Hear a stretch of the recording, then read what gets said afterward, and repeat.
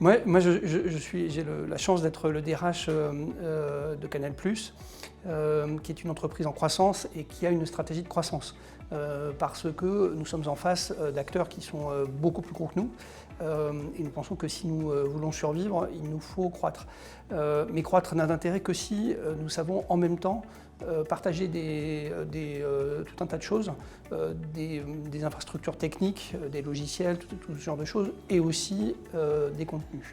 Et donc, vu des salariés, en fait, ce qu'on est en train de leur expliquer, c'est qu'il faut que nous apprenions tous à travailler sur un plan international.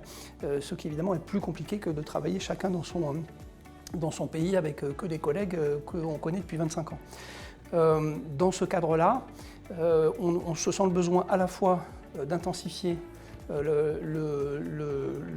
notre effort de formation, et on se sent aussi le besoin d'être soutenu par un appareil de formation continue, bien sûr, qui fonctionne correctement.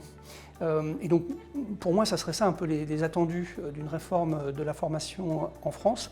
Ce serait une réforme qui nous aiderait à accentuer notre effort de formation.